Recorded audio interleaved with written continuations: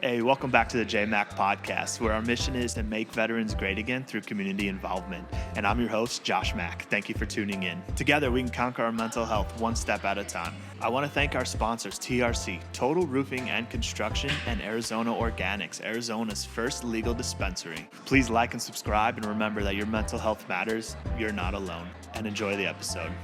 All right, welcome back to the JMach podcast. Today, I'd like to introduce Major Brandon Bettis, Mighty Oaks team leader. Welcome to the show, brother. How you doing? Thanks, appreciate it. Thanks for having me here. Thanks for being here. Let's just jump right into it. What was your childhood like? Childhood was normal, pretty good childhood. Born and raised actually just down the street from where we're shooting this at 47th Avenue Northern here in Glendale. Parents got divorced when I was about 9, and that was probably the only real traumatic thing I could think about. Like, it wasn't like a contentious divorce. It wasn't like hostile, or it wasn't like abuse or anything like that. It was fairly civil. Okay. Relatively from my perspective as a kid. But grew up very conservative home. Went to church like 3 or 4 times a week. Oh, wow. Like super conservative. Like, now that I look back on it, it was like we were in a cult at the end of the day. But that was like so fairly normal. I could stable home, good kid. My dad owned a business actually right down the street here. And 2 sisters. I was a middle child. So yeah, nothing really to report on. Nothing crazy. Okay. Pretty normal. How do you remember the divorce? Like, how did that affect you? It was kind of out of left field, because like I was probably around I think it was around 9 or 10. And I just remember my parents sitting us down, like, hey, Dad's leaving, he's moving out, and it was like complete shock to us. Like, I never saw my parents fight. There was no hostility in the house. What had happened was my dad was unfaithful to my mom, and she found out. And now as an adult, I recognize that she tried to save the marriage. He wasn't really into it, and so it was just that separation of him moving out, and then the power struggle with parents, like trying to make it stable for us. So I remember that. I remember I lived with my dad for a little bit, like in junior high, and but yeah, it wasn't like super bad. But now that I look back on it, like, I don't think I processed it, as well as I could have. Right. But when I look at the grand scheme of life, like, I'm still very blessed. Like, if that's the worst thing I can complain about is a semi, right. Normal divorce, like, if that's the worst thing I have to complain about, I'm like, all right, count your blessings, man. Like, I was disciplined as a kid, but I wasn't like beaten. There was no drug use. There was no any kind of sexual abuse type of thing. But it was still traumatic. It's traumatic for any kid. Right. So what would you tell any kids going through a divorce right now, like, to help them go through it? Yeah. I think a lot of it depends on the age. If I was talking to like a teenager, especially in those developmental years, I would probably tell them, hey, this isn't you. It's not your fault. There's nothing that you did to cause this. Because I think sometimes kids can internalize that. And then I would just say, hey, I think there's a lot of kids that don't recognize their parents as flawed human beings. I was definitely one of those kids, for sure. Yeah, we put our kids, we put our parents on a pedestal. I mean, I put my dad on a pedestal when I was a kid. Like, he was a Green Beret. Like, he had all this military memorabilia, and that's what led me into the military at the end of the day. Like, he planted that seed in me as a kid. Right. And so when I look back on it now, like, I wanted to be like my dad growing up. So, like, when the divorce happened, like, it was like a fall from grace.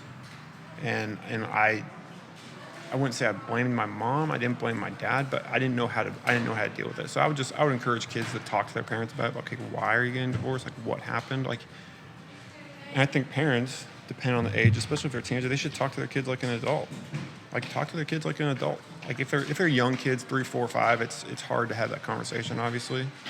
So I think you for a kid, I think you kind of have to grow up a little faster if your parents are divorced. Okay. You know what I mean? Which is unfortunate. And like, that's a sad state of affairs we're living in society, is that marriages fall apart all the time. And we forget what that does to kids. Even if it's normal, even if it's even if it's a peaceful divorce and a separation, like we forget what that does to the kids and how they're internalizing it. So for a kid, if a kid's listening to this or a kid sees it, I'm not an expert on it. I would encourage them to like, hey, have a conversation with your parents. Like ask them and get an answer. Like, why did this happen? What's going on? Like, it's time to grow up a little bit. Okay. I see you're married now. Do you feel like that experience has affected you in your own marriage in any way? Oh yeah. And I think my wife has looked at it too. Like I think my wife was very guarded throughout our marriage because I might have been dealing with like some unaddressed trauma from the divorce, and now like as when me and my wife go through issues, like I kind of fight harder now. Like let's face it, like divorce is an easy option. Right.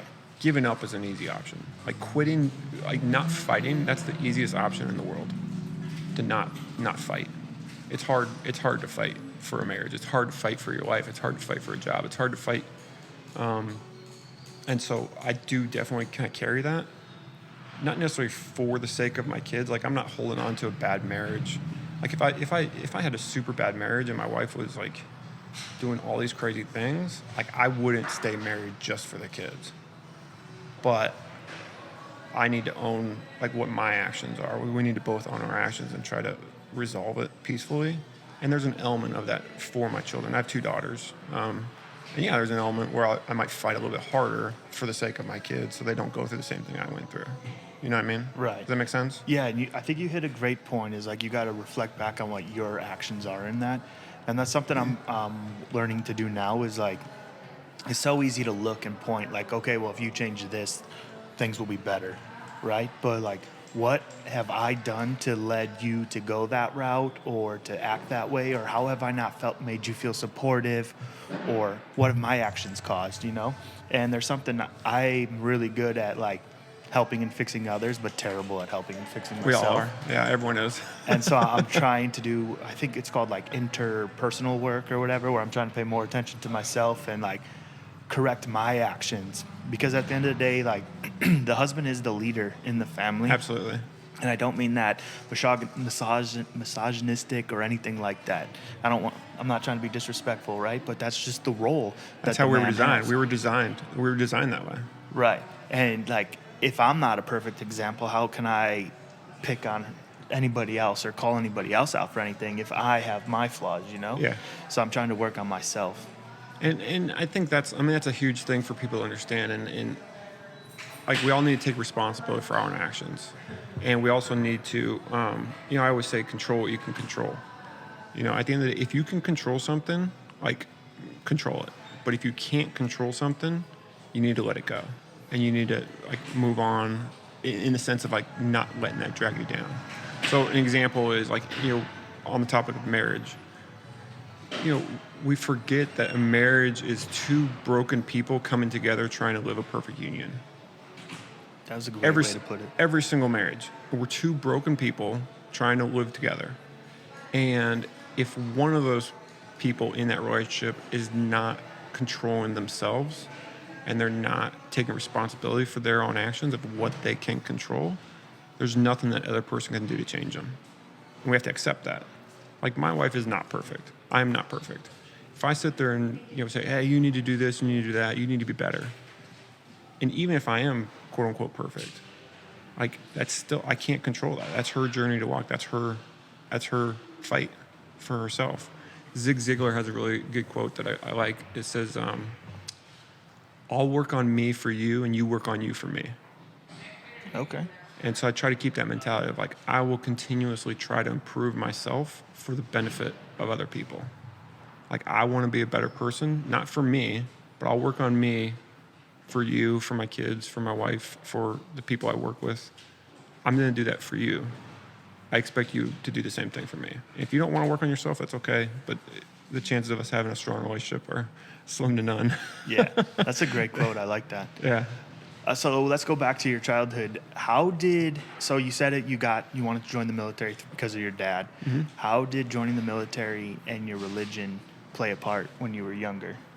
So my religion when I was younger was very strict, very conservative. I grew up in a it's considered a non-denominational religion. It's Christian, but it's called the Truth. And we didn't meet at a physical church. We met at other people's homes, and there was like elders and there was leaders they were equivalent to like missionaries. Like they call them like 2x2s, like kind of like the disciples in the Bible. Like they go out 2x2, and so like we would host like Bible studies at our house, and then we would go to like a high school for like a church service. But it wasn't necessarily rooted in the gospel. It was, but it was very subservient. It was very submissive type of religion, and like the women like couldn't wear pants. They had to keep their hair up. Like we didn't have a TV growing up.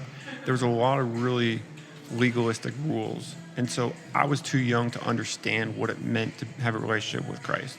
And so once my parents divorced, we essentially got kicked out of the church, if you will, because the church, they took a stance of marriage is bad or divorce is bad, so you're out.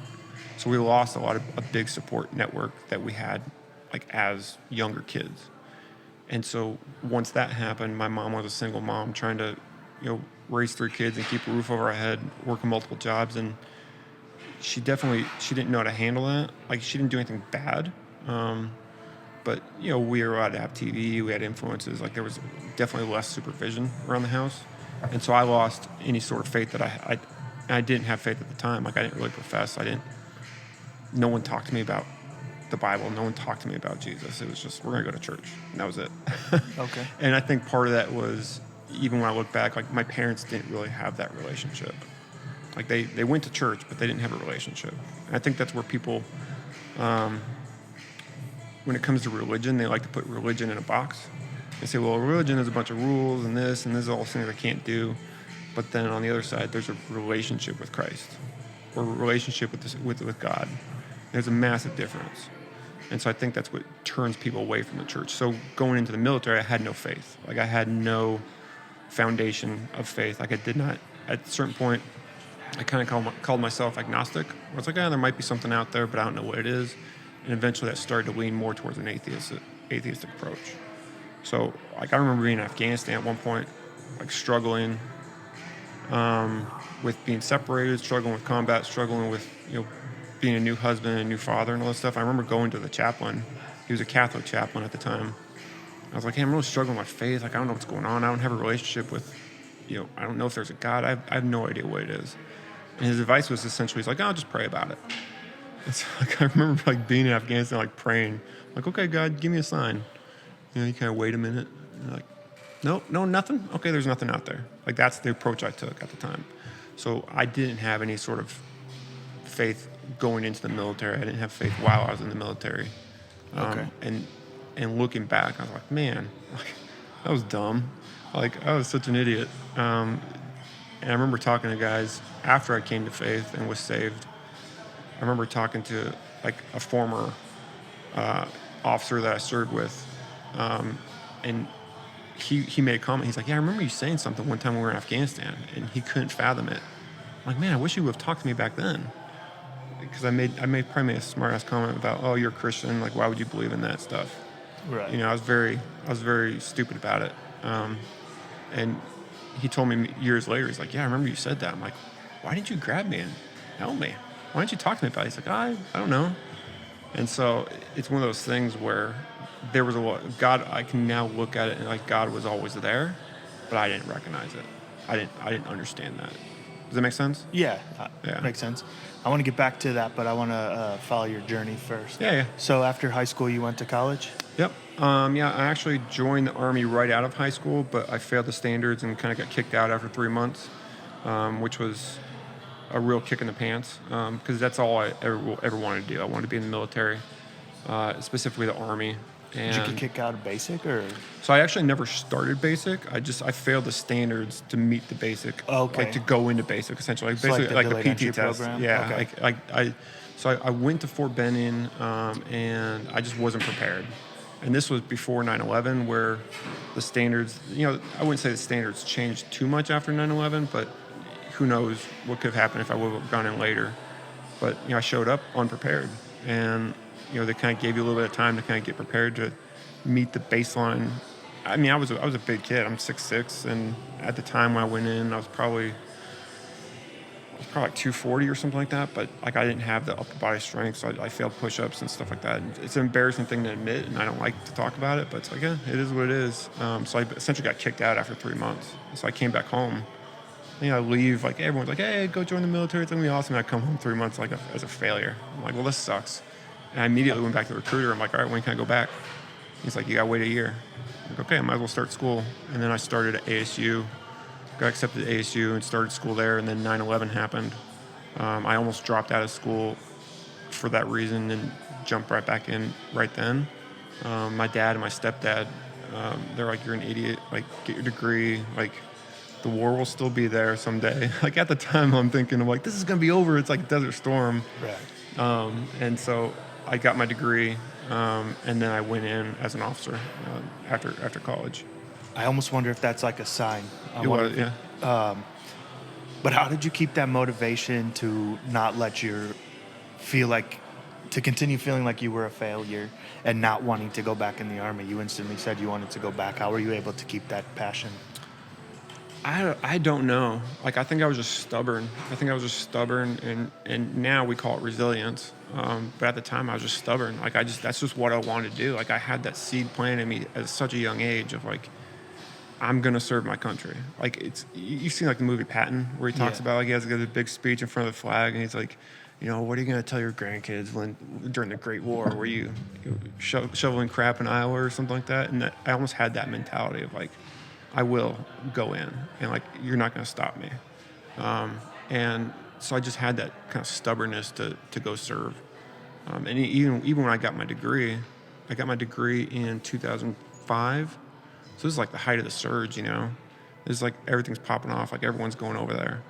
And like, I wanted to go enlisted. I'm like, I'm going to go enlisted because I just want to kick indoors and blow stuff up. Right. And again, my dad, my stepdad, a couple other good mentors were like, you're still an idiot. Like, you didn't learn anything in college. Like, go be an officer. And so I'd never even considered being an officer. And then I went that route to be an officer.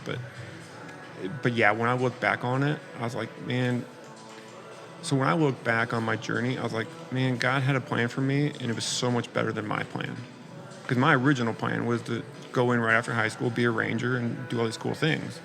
Well, the plan changed, and I ended up meeting my wife like while I was in school at ASU. And then his plan was for me to be an officer. And so like his plan was 1,000 times better than my plan. Yeah. 1,000 times better. Like, once I recognized it, I was like, oh my gosh, like, I'm such an idiot. I was denying this whole time. And his plan was so much better, like, from the start, from the get-go.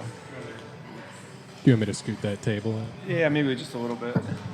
That's like a great point, though, that like sometimes when our first plan fails, like, it's not that you're a failure or you made a mistake, or, well, you may have made a mistake, right? But not in this instance. Like, we just got to realize that we're not a failure. Just get back up and keep going, because there's something different out there for us.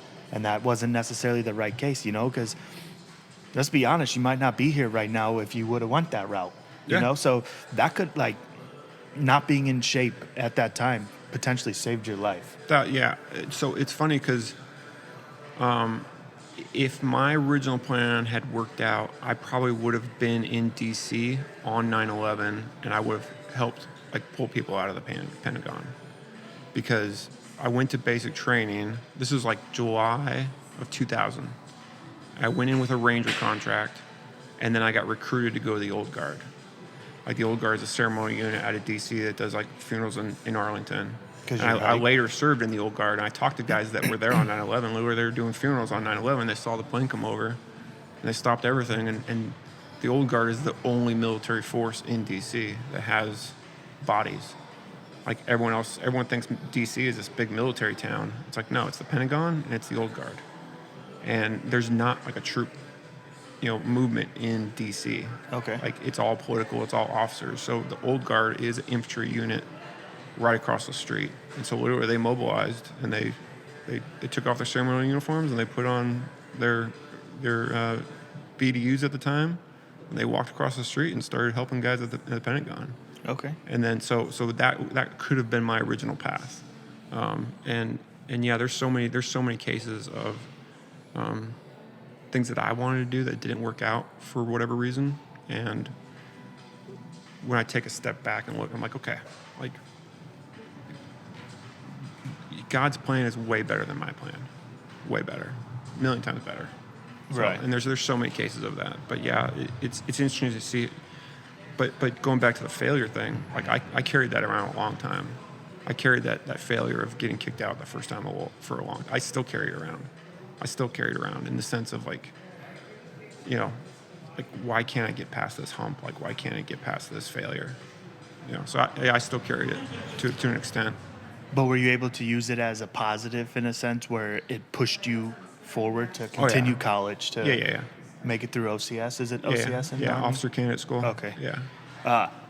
Do you feel like college set you up or prepared you at all for the military? No. No. College doesn't prepare a lot of people for a lot of things. The thing that I got out of college was a 4-year degree, and my wife and some friends.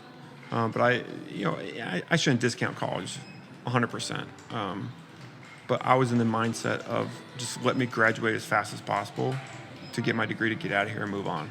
Like I knew having a degree was important. And my original plan in college, so I got a criminal justice degree from ASU. And my original plan was to go in the military for 3 or 4 years, come back to Phoenix, be a beat cop for 3 or 4 years, and then do federal law enforcement. Okay. That was my original plan, like coming out of college. Things didn't, again, thank goodness they didn't work out that way. But that was my original plan. So I didn't necessarily learn how to be law enforcement. I didn't learn how to be a cop. I learned how to problem solve. I learned how to, work through a problem. I learned how to take responsibility. Like, so there was life skills that I learned in college, but as far as like the actual institutional knowledge, like I didn't, maybe that's part of me. Like I didn't take advantage of it. But yeah, college is a good thing for people. But I think if you don't know what your why is, I think there's a lot of people that just go to college just to go to college, just to check a box. Right. And it's like, you're going to fail. Like you're going to fall on your face. You're going to waste time. Like figure out your why and then let everything else fall into place. But I thought I knew my why at the time. My why was to kick in doors and shoot dudes in the face. Right. Like I thought that was my why. And I was able to scratch that itch. But I'm not that natural person. So how was going through college and then eventually joining the Army with your girlfriend, wife at the time? How was that? It was interesting. So, like, my wife and I met at ASU in my sophomore year, and we started dating. And it was the first real long-term relationship for either one of us. Like, it was the first like serious relationship for either one of us. And about 3 months into dating, we're kind of getting to the stage of like, hey, I love you. Like this could be a long-term thing. Like we're not just dating anymore. And I told her 3 months in, I was like, hey, you got to know something about me. Like when I graduate college, I'm going in the Army. This is post 9/11. No one knows what's going on. I was like, I'm going in the military when I graduate college. I was like, you have to know that about me. And I was very blunt and stupid when I talked to her about it. I basically said, I was like, if you ever make me choose between you and the Army, I'm going to choose the Army. Like, I was very matter of fact. Like, this is going to happen. And so she stayed with me, and we dated for 5 years. But then she was strong enough to sit there and say, she's like, I love you. I want to get married. But I'm not going anywhere without a ring. Like, I'm not gonna move across the country with you as a boyfriend, girlfriend. She's like, you need to make a commitment. And so at the time, I was just laser focused on being in the military, and I kind of took a stance of, well, I'm not ready to break up with you, but I'm also not ready to marry you. So I was an idiot. And so I actually went to basic training. We took a break during basic training, and then we got back together when I was in OCS, and I proposed the day I got my commission. And then we were married a year later. Okay. So it was one of those things where like fondness makes the heart grow. Like once you like get separated and like right. I had a chance to lose her, like that was kind of like the nail for me. I'm like I'm not maybe necessarily ready to jump in and get married tomorrow, but like I don't want to lose you. So let's go down this path. And but she was supportive of you? Yeah. Oh yeah, absolutely. That's yeah, awesome. She supported me the entire time. Like she was really like she never questioned it. She didn't want me to go in the Army. She didn't. But she knew that she couldn't stop me, so right. she was supportive in that sense. Okay. And she wanted to be with me, but she needed me to commit to it, And so that was good on her to sit there and say, it's like, yeah, I'm not just going to blindly follow you. Like, you need to make a commitment and make this real.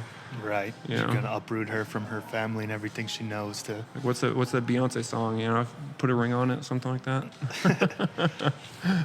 Yeah. So what was it like hitting the fleet as a young officer? In the fleet, you're a Marine, aren't you? Yes, sir. All right, that makes sense. What do you call it? We don't say in the fleet. I guess we would call it just at a unit or something. I don't know. But I get the reference. What was the question? What was it like? Yeah, what? It was good. So I got to, went through traditional, for infantry officers, we have about a year of training once we get our commission. So I got my commission, stayed at Fort Benning for, just various schools, infantry training, stuff like that. And then so I got to my first unit in Fort Carson, Colorado, and they were just getting back from a 15-month deployment to Iraq, which was intimidating. Like, here's this cherry butter bar, like with nothing, like showing up, and literally the lowest private in the unit has more combat time than I do and more badges and all this stuff. It was very intimidating. So my platoon leader time, in charge of like 35 guys, that was all kind of reset. Like, they were just getting back from Iraq. Like, we did expert infantryman badge training. There was a lot of downtime because we're just starting to build back up again. And then we got orders to Afghanistan, and before we started training for Afghanistan, I got promoted and I became the executive officer of a company. And so I deployed to Afghanistan as an executive officer, deployed to the Korangal Valley in Afghanistan, like Kunar province. What's an executive officer? Second in charge. Okay. Yeah, so second in charge of the company. So there's a company commander who's in charge of about 140 personnel. Like, he's in charge of everyone. And then the executive officer is still a lieutenant, but I'm like, my primary role, my company commander was great about, like, most people look at us as like we're the logistics officer. So I'm in charge of like resupply. I'm in charge of like the beans and bullets. Like, that's most of my time. Most of my time is on logistics. But like, he was really good about, he's like, no, Brandon, your primary job is to be second in charge. So if I go down, like, you are now the company commander. Like, that is your primary role. So he did a good job of grooming me and teaching me what that meant. So I was second in charge on that deployment. It was a good deployment. It's like a Super Bowl of deployments where we blew up a lot of stuff. Like, the Korangal Valley is fairly well known, in relative to the Battle of Afghanistan and everything going on in Afghanistan.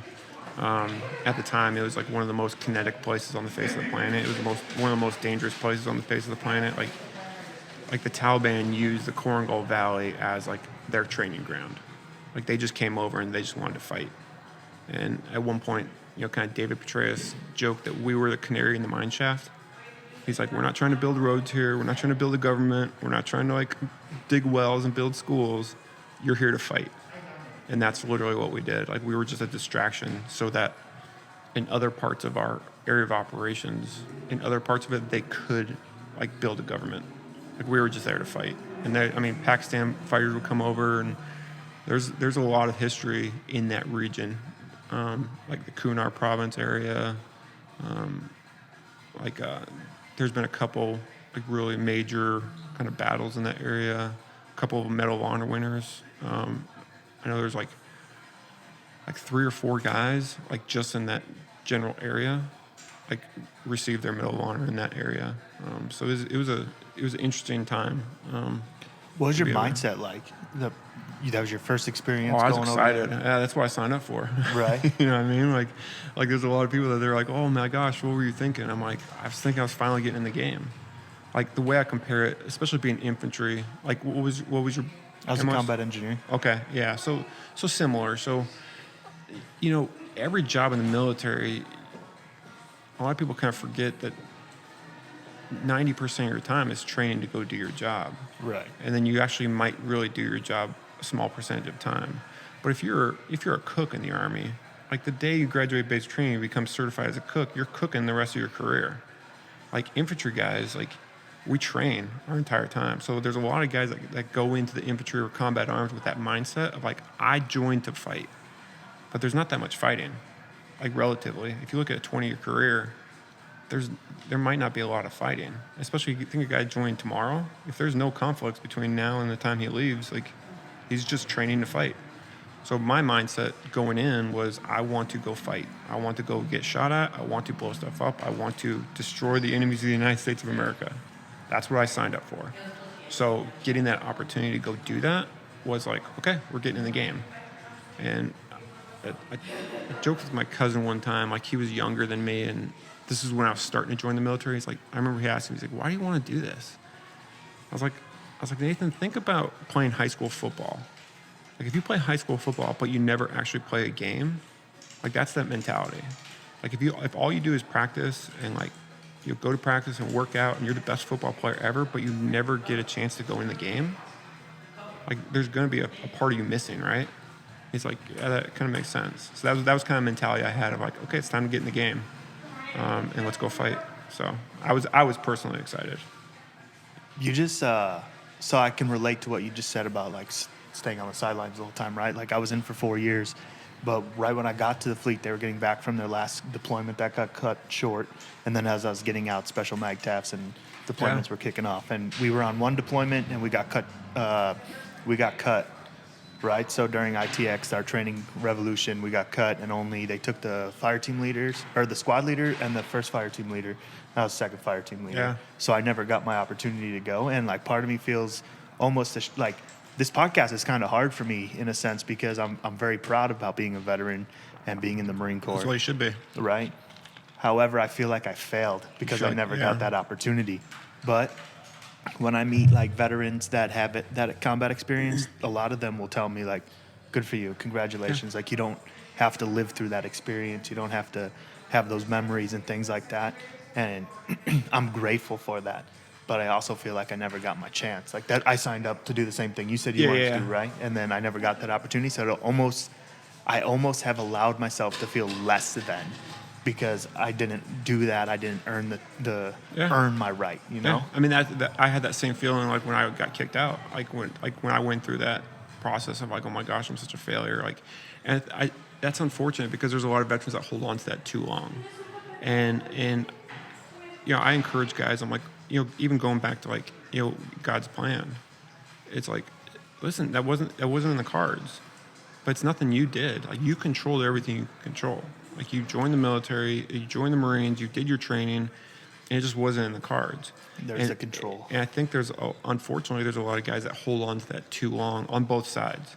And I think that's sometimes when you see like cases of like stolen valor, or you see cases of like guys embellishing war stories, like I could easily come up here and be like, oh, I'm this awesome combat veteran. I'm like, I didn't do that much.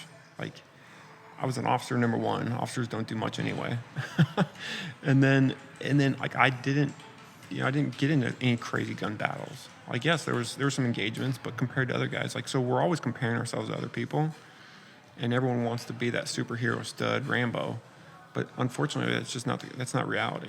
Right. So I would, if I were you and anyone listening, I'm like, just let it go, man. You served your country, like whatever that service looked like good for you. Be proud of it, and then move on to the next chapter. Like, don't let that drag you down, because sometimes we let it drag us down. Like, oh, I wish I did more. I wish I did this. I wish I did that. It's almost like you got to keep your head down because you're kind of ashamed while being proud at the same time. And it's a weird cycle. Yeah, it's a weird cycle. I am saying, like, I didn't join the Marine Corps to go fight in combat. I joined the Marine Corps to fight the war at home. And so this is my redemption, doing what I'm doing right here on this couch, like talking to you, sharing your story. Yeah, good for you. Yeah, but yeah, don't ever go into these interviews with, you know, like a chip of like, oh, I don't deserve to be here. Like, you're doing something that other people don't do. You know what I mean? So I would hate to see you hold on to that in the context of this platform and sit there and say, I'm not worthy to talk to this person because they saw combat and I didn't. Like, that's stupid. It's a waste of time, a waste of energy, a waste of like, just drive on. I feel like it actually can help out in a sense where, like, I don't have that experience, so I don't know what to ask or what to say, and I can learn different from you, or I can get a different perspective from you than you would normally give somebody else that you're telling the same war stories to, you know? Yeah. And we deal with that. So I know we're going to talk about Mighty Oaks a little bit later, but we deal with that with Mighty Oaks. So Mighty Oaks is a veteran organization. And there's a lot of guys that say, like, well, I wasn't a combat veteran. I don't deserve to go there. Or they'll say, you know, I don't really have a lot of trauma. use it for someone else. And we see that with like the VA sometimes too. Like even combat guys. Like I've met guys that they've had like a severe injury. Like they've had their hand blown off. And they're like, I don't want to go to the VA. Someone else needs it more than I do. Like, bro, like stop. Like stop. You're eligible. You're eligible for this benefit. You're eligible for this program. You're eligible for this. Like we're not going to it's not a competition, you know, in the sense of like comparing careers and comparing combat and comparing different traumas and stuff like that. So I think as humans, and like we all have that kind of chip on our shoulder. We all think we're not worthy of praise. We're not worthy of that love. We're not worthy of being deserving. You know what I mean? Right. And so I rarely talk about my combat time. Like I'm proud of it. I'm proud of what I did. But you know, in a 18-year career, I'd had one deployment. You know, and it was a good deployment. But like there was times I used to have that fallacy too. I'm like, oh, I only have one, and I'm serving with guys that have 3 and 4 and 5, and I felt unworthy. I'm like, I don't deserve to be here because I only have one deployment. And then there's other guys that are like, well, at least you have the one. And I'm like, yeah, it's all relative. So Right. there's And no like, use in comparing. exactly, you said it already. Like, there's no point in comparing. Yeah. Because comparing's only going to bring you down, or just comparing's not good. No. Because, like you said, it's all relative. Nothing truly matters except for what you believe and what you think of yourself. Yeah. So, how was the rest of the time in the Army? It was good. So got back from Afghanistan. So my oldest daughter, she's 15 now. She was born right before I went to Afghanistan. So I came home and she was about 18 months old. And at the time I'd only spent like maybe 4 months with her, like because of the train up and stuff. So like it was very much family time coming home.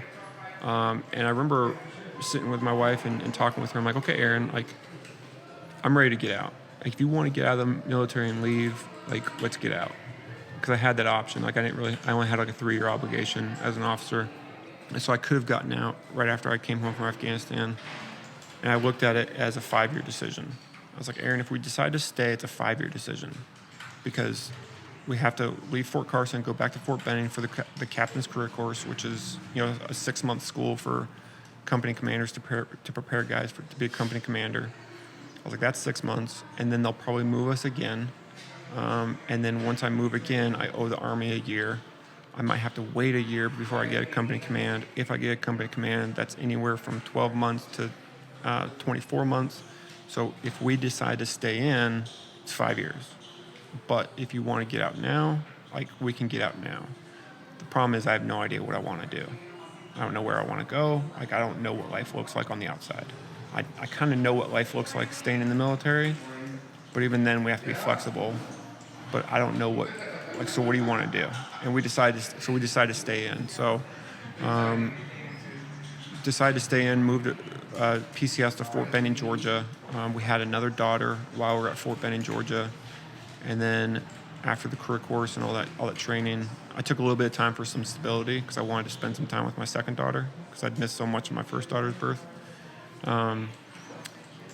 Then we went to El Paso, Texas, to Fort Bliss. And I did a company command there. I was in company command for a year. And then after that year, I went to the Old Guard, which is up in D.C. We talked about that earlier. It's a ceremonial unit. They do Tomb of Unknown Soldiers. They do burials at Arlington. They do a lot of, you know, kind of all the flashy stuff, if you will. I got selected for that unit, and then so we moved to D.C., and that was my last assignment on active duty. And then I left active duty in 2016. So that was a 10-year period of active duty. So a lot of moves, like in there. Like there was a lot of bouncing back and forth. Not a lot of stability, but it was very much building the career at that point. Okay, I have a quick question. How was, well, it's probably not going to be a quick answer, right? But how was it coming back from Afghanistan and trying to connect with your daughter? It was tough, man. Like luckily she was young enough that she didn't really understand what was going on. So I was able to adapt. Like she adapted to me fairly quickly, you know? Like there was a little bit, like the 24, 36 hours, there was a little bit of hesitation of like, who is this dude? Like, you know, because as soon as I arrive home and we have like the welcome home ceremony, like I'm snatching her up. And Right. She's like, oh, who are you? Because she was born in December of 2008.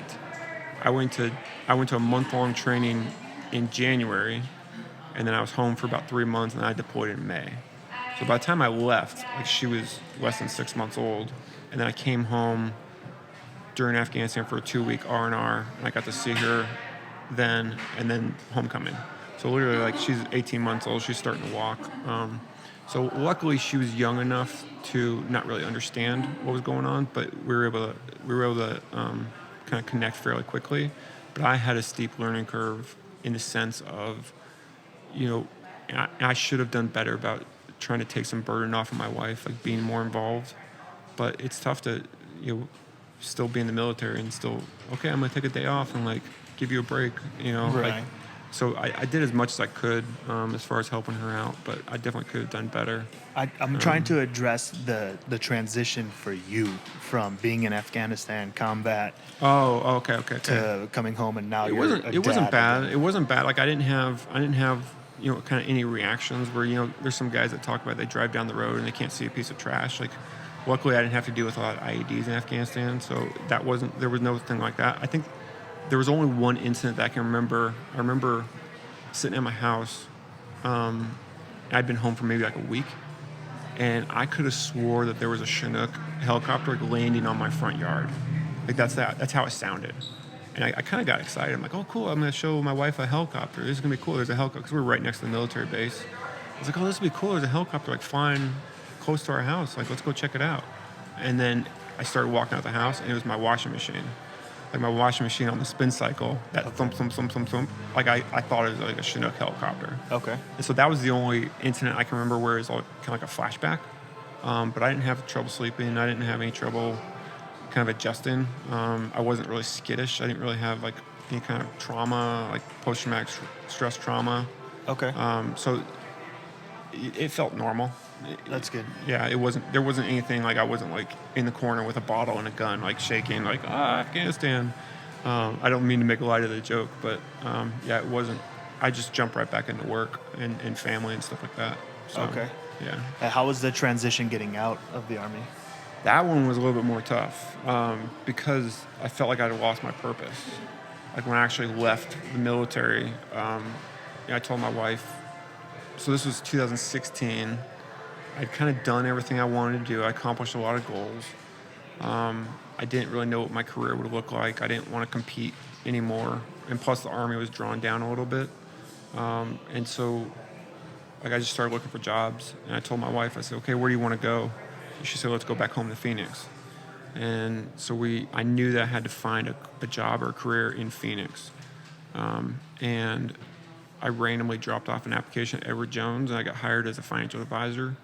And so that was my transition, was like literally, I think I was on terminal leave like in November. I think I started terminal leave like November 1st, and I started working for Edward Jones November 15th. So I like started right away. So you didn't allow yourself that downtime? No, and that's the biggest thing that I would encourage guys. Like whenever they're transitioning, I'm like, dude, just go camping for 2 weeks. Go camping for a month. Like just take a month to decompress and like figure out your new why. Like put the Army away, put the military in your back rearview mirror. Like be proud of your service, take the skills you learned, but take that hat off. But take a month or a week or whatever by yourself and just make that transition. And I didn't do that. I just jumped right back into, okay, now it's time to go my next career. And I remember maybe about a year later, and this is the advice I give people that, they'll ask me, they're like, oh, I want to be a financial advisor, especially guys from the military. They're like, hey, how'd you make that transition? Like, how'd you go from being an infantry guy to a finance guy? I'm like, I don't know.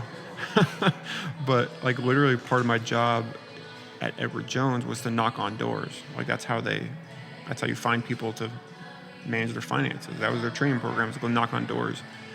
I remember sitting in a neighborhood one time, like crying in my car. And the way I kind of describe it, I tell guys, I was like, listen, I did all this stuff in the military. I was an officer, infantry, combat, company commander, all this stuff. I never cried. Like I never cried in training. I never cried in basic training. I never cried in combat. I would cry at like funerals or, I'd cry in general, but I didn't cry because I was broken. But when I was sitting in Sun City knocking on doors, like I remember at one point just sitting in my truck crying because I was broken. because everything kind of came to a head and piled on of like the transition, like trying to be a successful person. Like, what do I do now? Like, I don't have a purpose. I don't have a mission. Like, I don't have guys in my left and right. Like, I felt so lost. And here I'm knocking on doors in the summer, trying to beg people for their money. Like, that's how it felt. And then at that moment, like, my daughter had the school called, like, my daughter was sick. Like, everything came at one moment. I just remember, so whenever I tell guys about that transition, I'm like, just be prepared, man. There's gonna come a day. There's gonna come a day that's gonna break you. And it could be a lot of things piling up. It could be one thing. It could be finances. It could be this. It could be that. I don't know what it is, but just be prepared for that transition. And then what are you going to do during that transition? Are you going to fight? Are you going to fight? Are you going to pick are you going to call a buddy? Are you going to figure out a different plan? It could be, you see guys leave the military and, they just go to school. It could be the first day of class at university, and the person sitting next to you makes a smart-ass comment about the war. Like, that could be the moment. But what are you going to do in that moment? Are you going to revert to grumpy old veteran and stereotypical guy that has problems? Or are you going to fight through that? Like, there's going to be a moment during that transition. And I think a lot of it has to do with purpose and mission. Like, we're all looking for a purpose, right? In whatever realm you are. This isn't specific to military. This isn't specific to veterans. It's like we all feel like we don't have a purpose. And when you lose that purpose, good luck, man. Like, where are you going to? Like, what are you relying on? Right. What are you relying to fill that hole in your heart? Because you can only go so long without having a purpose, because it just drags you down. Like, it's just being lost in life. Yeah, and I see it all the time, and unfortunately we use different coping mechanisms to try to fill that purpose. To try to fill that void, and there's nothing on this planet that will fill that void. And my testimony is just that. Like, I was trying to fill that void for a long time, until I submitted my life to Christ, and then that filled that void. So religion and God is what saved you? Faith, yeah. Okay. I was saved by grace. So what'd you do in that moment? I submitted to Christ. In your car crying? No. This was 3 or 4 years later. Okay. So in my car crying, in that moment, like, I did what I typically would do. I'd pull myself with bootstraps. I called my therapist I was talking to. I was like, I'm having a bad day. Like, so part of my testimony, and, will hopefully resonate with someone. So this entire time, the entire time I was in the military, the entire time I was in college, the entire time I was a financial advisor, I was suicidal. Like, I did not want to be here. And I don't know when it started, but I've always had those thoughts. I don't know if it started from the divorce. I don't know if it started from failure, but like, I've always had like a chronic depression of where I would get to a point where, like, I don't want to be here. Like, I had suicide attempts as a kid, and I knew that wasn't the answer, but it didn't stop those thoughts from coming. And so, like, the entire time I was successful, like, I was chasing something to fill that hole in my heart. And that transition from the military, at one point when I transitioned from the military, I got a small tattoo of my daughter's names on my right bicep. And the only reason I got that tattoo is because I knew that the day I was holding a gun to my head, it might be the last thing I would see, and it would prevent me from pulling the trigger. Like, it was like a final stopgap.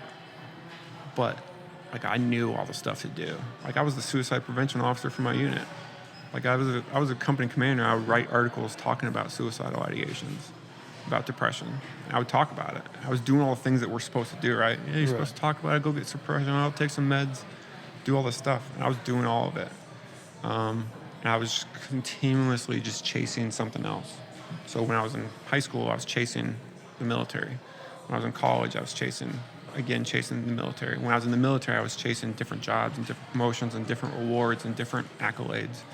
When I left the military, I was chasing, money, power, success. And I started chasing, and then now I'm, it's a financial planner. Like, that's unlimited.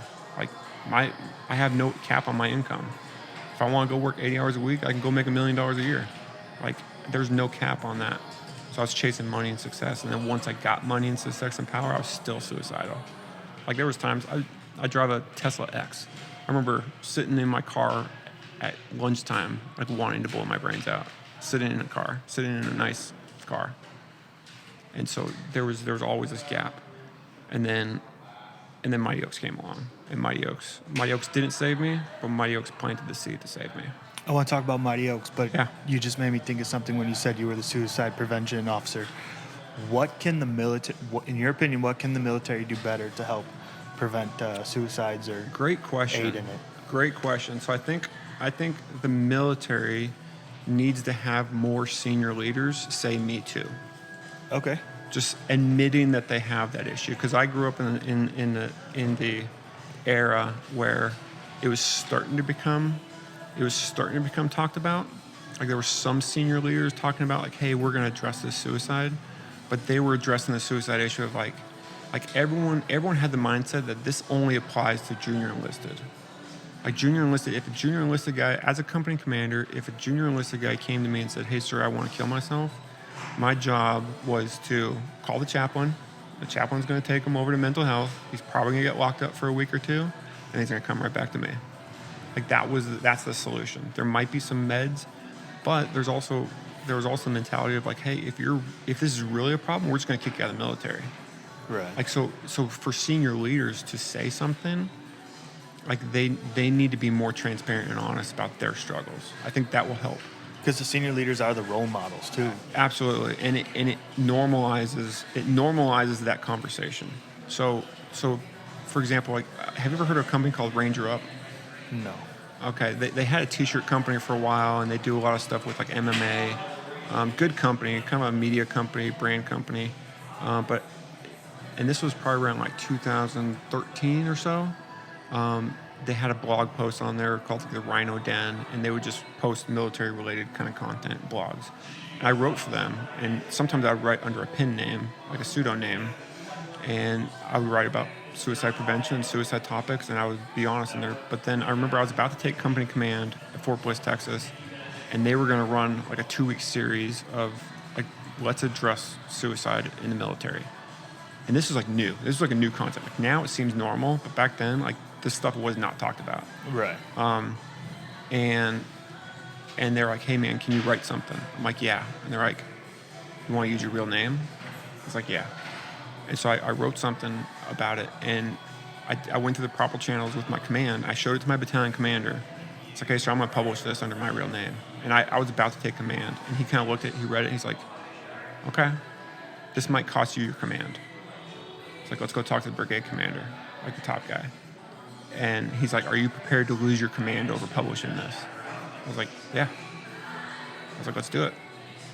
Because I was like, the more we just hide from it, because, you know, I was basically admitting, like, I have suicidal ideations. Like, I want to kill myself. So that, in theory, that should be a red flag. Like, we're going to put this guy in charge? There's no way. Luckily, nothing happened from it. I didn't get reprimanded from it. And I honestly think it made me a better company commander. Because while I was a company commander, I had guys come to me. They're like, hey, sir, I'm having suicidal thoughts. And we would sit down and talk. Like, let's talk about it. What do you need from me? Like, what do you need from me right now to help you? Like, are you holding a gun right now? You're not? Okay. Let's talk. What do you want to talk about? Like, why do you, like, and we would just talk. So I think the more that senior leaders and peers can take away the stigma of this is a weakness versus like, okay, how can I help you? And what the shitty part is, it's the senior leaders that, it's the toxic leadership, right? Absolutely. Because it's the senior leaders that are like, oh, you're less than, or you're a bitch, or you're the problem if that's how you feel. But more than likely, that's how they feel themselves, but they're too ashamed or too insecure to be able to admit that themselves. So now they're not only not addressing your problem, but they're making you feel worse about it and feel less than. And that's not the case at all. Because more people than not have dark thoughts. Absolutely. Whether they're suicidal thoughts or you just want to disappear, but you still want to be alive, but you just don't want to be here anymore. Like, that shit happens all the time. And there's something I keep hearing lately, and it's that you're not your thoughts. Those are your thoughts, yes, but that's not you. So, like, you get to choose what you're going to do with those thoughts. Either you're going to let them go, you're either going to dwell on them, or whatever the process is. But I like how you told me that you were already talking to a therapist after you got out, and you were sitting in your car going through the emotions, and you picked up the phone and called that therapist. And, like, it doesn't have to be a therapist. It could be your buddy from the military. It could be a friend. It could be a random stranger. Or I think we can text now. Text 988. There's a lot of options. Yeah. Yeah. So like there's always people to talk to. You don't have to hold those thoughts in by yourself. And sometimes just getting them out and like speaking it out helps more Drag than you it even into the know. light.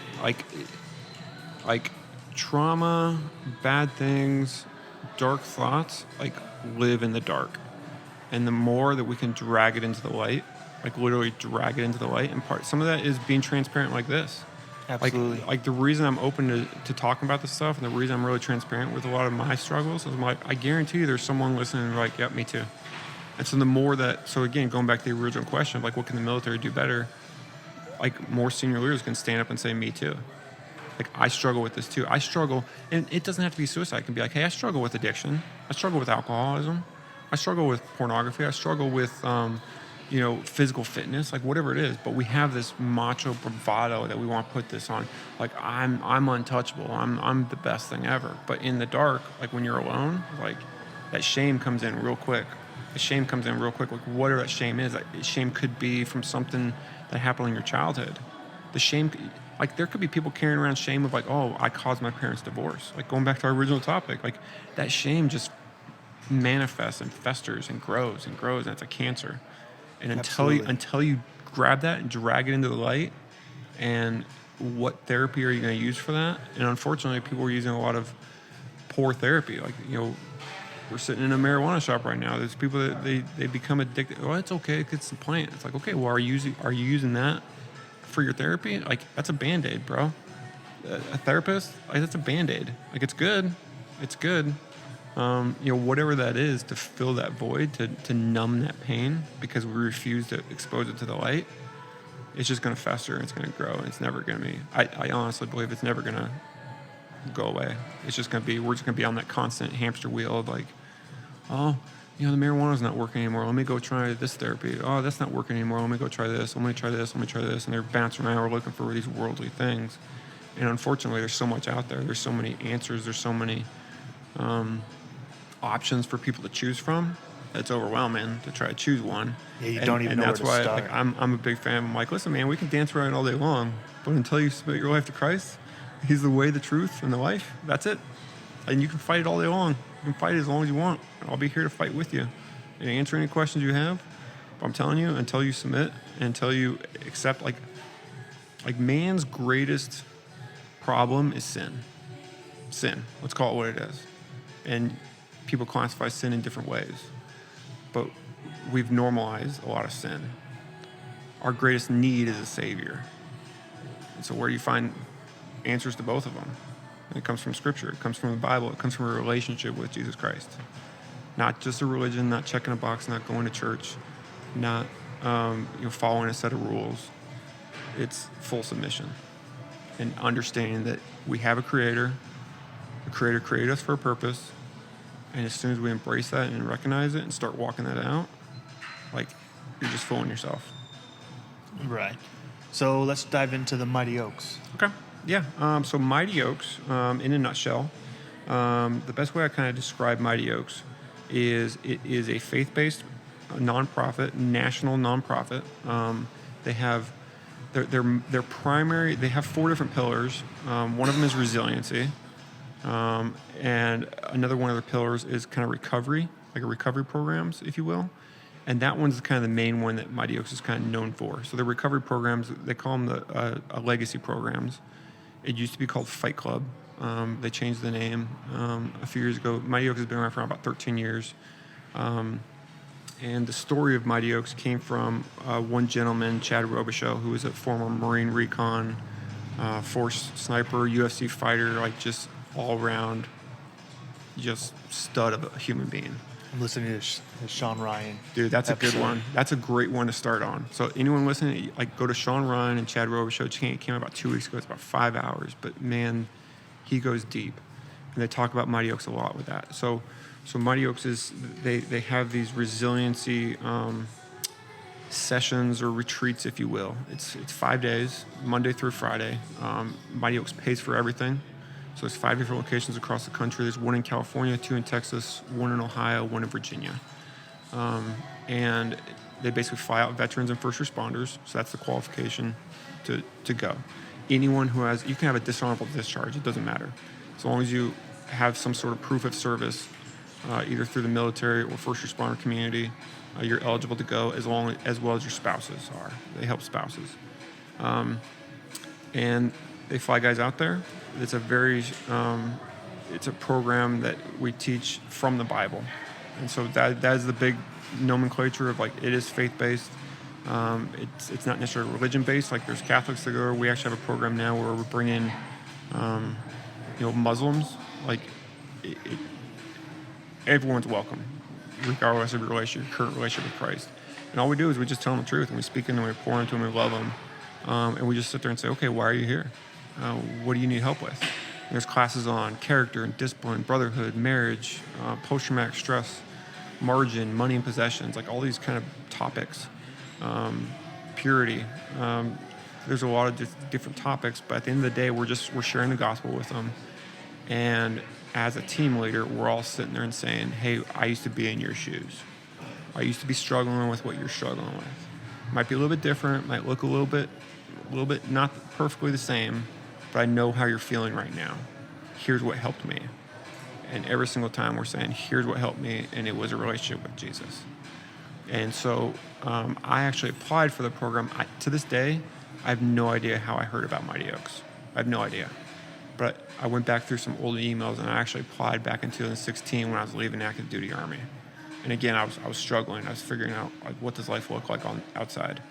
And for whatever reason, I did not go to a program.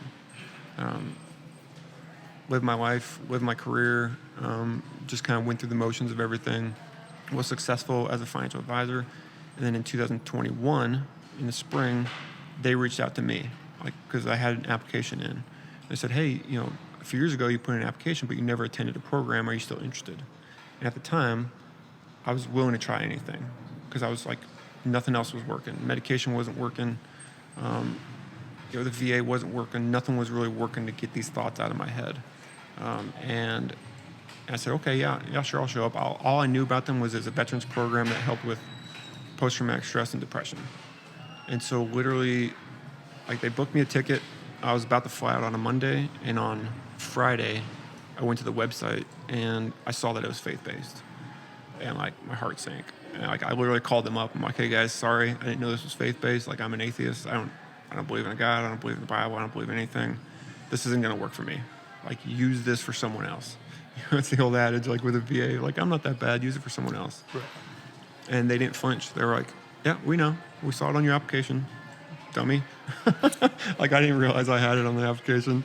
And so they're like, hey, just come. We might be able to teach you a thing or two. We might be able to give you some tools to help you. I was like, okay. So I went the entire week not shying away from it. Like I would have discussion. I would tell them like, yeah, I don't have faith. I was like, I see what the Bible says. Like I can see what you guys are doing it makes sense. There's tools in here to teach you to be a better husband, better father, but you're good. I don't believe in, a God. And the way I compared it was I kind of compared faith to like a crock pot. Okay. Like someone used that analogy with me one time. They said faith is kind of like a crock pot, and I said like I agree with all the ingredients in the crock pot of like, okay, don't do this, don't do that, don't sin. Here's the meat, here's the potatoes, here's how you be a better husband. I agree with that stuff. I couldn't agree with the device.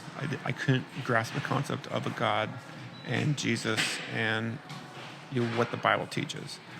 And so the very last day of the session, it goes Monday through Friday, there was a class called Money and Possessions. And in that class, they asked a question of, they told the parable in Mark 10 of the young rich ruler. I don't know if you're familiar with it, but young rich ruler is obviously a young rich ruler comes up to Jesus and says, how do I get into heaven? Jesus initially says, follow the commandments, do these things. And he basically brushes it off. He says, hey, yeah, I've done that since my youth. Like I'm a good guy. And Jesus looks at him and loves him and says, one thing you lack, sell everything you own and give it to the poor. And if you do that, you'll have treasure in heaven. And this young rich ruler goes away sad because he had a lot of possessions. He didn't want to give up his earthly possessions. And the Bible never says what happens to the guy, but when I heard that question and they asked that question, they basically said, would you sell everything for Jesus? And my answer was no at the time. Like, no. Like, I was a multimillionaire. I was a multimillionaire at the time. And I was like, nope, this is mine. In reality, like, that was nowhere on my radar when I showed up. Like money was my ruler. Like, that was my God. And so after that, we went on a, like, what we call a reflection walk, and we kind of just think about what does life look like when you go home. And I ended up running into essentially a dead end. And again, I broke. I was like, man, nothing's working. Nothing's working. VA's not working. Therapy's not working. Marijuana's not working. I just spent a week at Jesus boot camp. That's not working either. Like, this sucks. And I was scared to go home. I was like, nothing's working. And then I went back to that question of, would you give everything up? And then I started thinking about my wife and kids. I imagine a scenario of my children needing life-saving surgery. And before the surgery, the doctor came in and said, hey, the price for this is everything you own. Would you pay it? Like, yes, absolutely. I would give up everything for my kids. Okay, how about for your wife? Would you sell everything for your wife to save her life? Like, yes. Once I thought about that question in that context of, like, what's my life worth? What's my soul worth? What's eternity worth? Is it worth this? And, like, once I said yes, like, that was my way of submitting to getting to the point of giving up everything for Jesus. And the second I answered that, like, I believed. And that's how I came to faith. I like hearing your story that, like, even though faith kept getting pushed to you, you still rejected it in a sense. Absolutely. And you didn't let anybody pressure you into it. And then when the timing was right, you believed, you recognized, I don't know the proper word I'm looking for. I call it submission. Okay, submission. Yeah. You submitted. Because I've been trying to find my faith and religion and what all that looks like to me. And it just seems like I'm forcing it. Like, I know it's the answer, but I can't believe it. I guess I don't believe in that crock pot, you know? So there's something you're still holding on to. Yeah. And that's okay. Like, there's still things that I hold on to, and I have to give it up. And I appreciate your honesty with it. I appreciate you sharing that. And when I talk to guys about that, I let them know. I'm like, listen, you're holding on to something. I don't know what that is. I'm happy to explore it with you anytime. Like, seriously, like, as we're sitting here, like, we can keep this podcast going for the next 2 hours if you want. Like, I love kind of talking to people about the different scenario and pointing to scripture and pointing to, because I think that's again, that goes back to the difference between a religion and, a true relationship. There's a lot of people that have religion. There's a lot of believers out there. Like, the demons believe. Like, the Bible tells us that the devil believes in Jesus. So there's kind of two different contexts. So whenever I ask people, I'm like, okay, what does Jesus mean to you? Like, who is Jesus to you? Like, you can answer that if you want. I don't even know how to answer that, right? That's like, okay. It's what is Jesus to me? He's a higher power that some people believe in and some people don't. One thing I'm really trying to do is, like, I know the judgment that comes with it, in a sense, and that I'm just trying to keep out of my mind. Like, I don't need to worry about their judgment. I need to worry about my judgment and his judgment, right? But I don't know what I'm holding on to, but it's still there. And You're on the fence. yeah, it's like, where's this sign? And I guarantee you I have hundreds. And, like, daily there's probably a sign, right? Yeah. Like, you sitting here right now talking to me is guaranteed the sign. Yeah. It's not that I'm intentionally doing it, you know? That's okay. But it feels like a struggle. I started to read the Bible. I did it for like 2 months, like read 1 page a day for 2 months. And then it started to feel like a chore and a task. Yeah, And I was like, yeah, all right, I'm I not feeling. even focusing. It's okay. I don't even know what I just read. So, like, I haven't read it in like a month now. And Which part of the Bible were you reading? I literally was picking it up and opened from, like, it was a normal book. Yeah. The Genesis is in the beginning? So Genesis is the beginning, yeah. In the begining, God created the heaven and the earth, and it goes through. So there's Old Testament, New Testament, and I don't want to turn this into a Bible study, but I've been in your shoes. I've been in your shoes. Like, I remember when I was struggling with my faith at one point. I'm like, maybe there's something in this book. And I just started reading the book, but it's wherever it opened up. For anyone listening that has that kind of same issue or problem, I suggest people start in John. So it's in the New Testament. So there's the Gospels. The first 4 books of the Gospels are the main who is Jesus. Like, it talks about the crucifixion, it talks about his ministry, it talks about who the person of Jesus is. And it's Matthew, Mark, Luke, and John. And John is the one that's probably the most complete. So I always tell guys, hey, start in John. Just read it once a day for 30 days. Just go through it and don't try to get wrapped up around it. There's other ways to study the Bible too. One thing I tell people, I start in Proverbs. Like, there's 31 Proverbs, it's 31 days in a month. Just read one proverb a day. Just let that sit. And so one of the things that we teach, because that's what Mighty Oaks does also. You know, I like to joke that it's Jesus boot camp, because it literally is the tools. Like, what does it look like to have a relationship with Christ? And we practice the 4 B's, and we coach guys on the 4 B's. The 4 B's are be in the Word.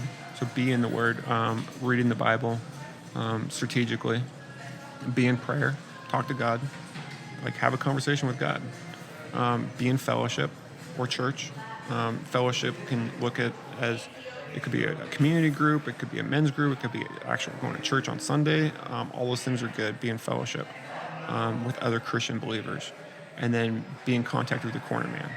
So going back to a fight analogy, like, you're in the ring, you're getting your butt kicked, but you're alone. When the bell rings and you go back to your corner, who are you going back to? Like, who's that counsel that you have? Like, who's that best friend? And hopefully he has a relationship with Christ too. And so that's what I have. Like, I literally got off the phone with one of my buddies this morning, and he's one of my cornermen. Like, we call each other every other week, and we just talk about life.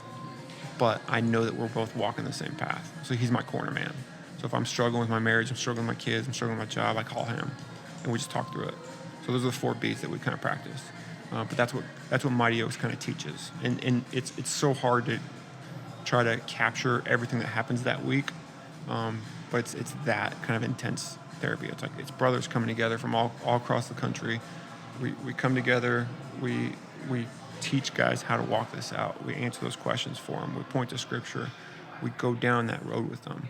And the best part is it's free. It's 100% free. And so whenever I joke with, guys that I know in my circle, veterans that are eligible, I would say, listen, worst case scenario, it's a free vacation. That's actually worst case scenario. It's a free vacation. They're going to pay for everything. The location's beautiful. It's like a 5-star resort. The food is awesome. The dudes you're going to hang out with are all good dudes. Like, they're all military. Like, you're going to find something in common with those guys. And then, so worst case scenario, it's a free vacation, away from your wife and kids, away from your job, and that's it. Like, best case scenario is eternal salvation. You become a better man, you become a better father, you become a better husband, you become a better member of society. That's the best case scenario. Okay. Yeah. Sounds like so what's the excuse? Sounds what's like the a win-win, right? Go? How can people find the Mighty Oaks Foundation? Yeah, so it's mightyoaksprograms.org. They have a website. On that website, there's both a donation button. We're all completely donor funded, and there's also an application button. So if you know a veteran, if someone is eligible, I just tell guys to apply, and then from there, the coordinators will coordinate to get you to a session. So I always tell guys, I'm like, just apply. You're not obligated to go. You don't have to go. People back out all the time. I would say, if you sign up, just show up. That's all. That's the only thing we ask from Mighty Oaks. That's the only thing we ask. Just show up, and you're not going to waste our time. But let us just help you. And so I encourage anybody to go and check it out. But yeah, they have a website. You can also just Google. They have social media channels. There's a lot of content out there. Some more that we can get the content to spread. Hopefully it'll just hit one person, and then that's all we can hope for. Okay. And how can people reach you if they want to get in contact with you? Yeah, so I'm on social media as well. So I live here in Peoria, Arizona. I'm mobile. I'm local. I have a Facebook. I have a LinkedIn. Yeah, I still have Instagram too. But it's Brandon Bettis, Bettis. I'm open. I have conversations like this with people all the time. Okay. And I'm always open to a conversation. I'm probably not comfortable throwing my phone number out there, but if someone really wants to find me, they can find me pretty easily. Okay. I'm not hiding, and I'm always open to answering questions, having a conversation, go and grab coffee, grab a lunch. This is literally what I do now. I feel like my purpose now is just to serve other guys, serve other people. That's awesome. And have these conversations of I know where you're feeling. I know that situation you're in. Let's work through it. Right. Yeah. I appreciate you doing all that. Yeah. And I'm running out of time, so I need to wrap this up. But is there any saved rounds, anything I missed that you'd like to address real quick? I can't think of anything. I can't think of anything, any save brands. I know we've covered a lot. I appreciate you guys having me on. I'm open to, kind of continue the conversation at any time with anybody. But no, man, keep doing what you're doing. We need more of this stuff out here. It's just veterans helping other veterans and being open to the conversation, open to the ideas of trying something else. Awesome. One thing we say at Mighty Oaks, we say if everything you're trying hasn't worked, why not try something else? Absolutely. Why not try something different? Absolutely. Well, Major Bettis, thank you again for coming on the show. Thank you, sir. And Brandon, I look forward to talking to you outside. Appreciate you.